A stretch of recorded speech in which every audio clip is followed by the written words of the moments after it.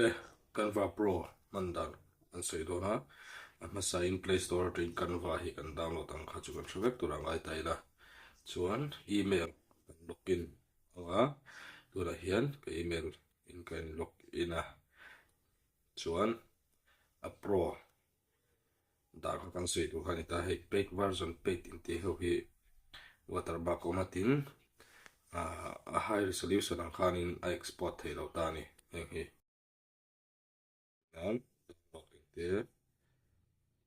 hei app thei lo shim ta ni te koni ta chuan a pro dan chu browser a kan lut anga bingo Canva Pro te tai bang hei lo hi thil chi hrang hrang pro dan hi oma hi ka ti thin dan nia ti chuan loilama kan chuk thlanga ta chung ding lampang kiran kan exam advertisement ti chuan nai second kalmek hi ka kal zo hun kan ma kang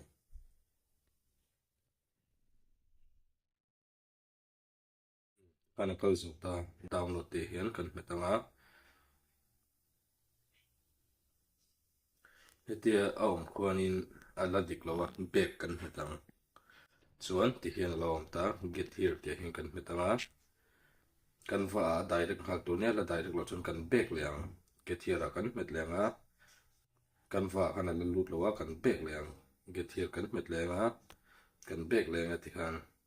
ti khana dikta Canva ti khana nia join team ti kan metang team hi members zanga thleng om thei nia alo full to chuanin a bullet kan luang khan bingo tingo Canva Pro te kan luang khan kan lut zelang ani lo chuan team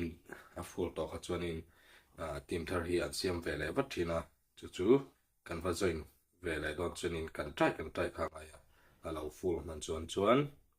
helai velam pang ding lam chung kila thai pe pathum menu hi kan metanga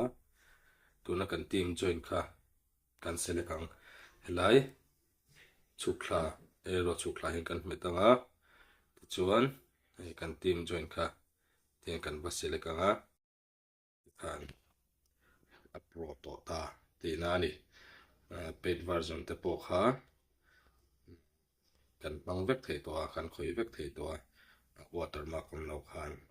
pro lo kha lan tir be sung sung chuan engem bo ti dang lam sat ka ngai ti top in a download thei lo delete de la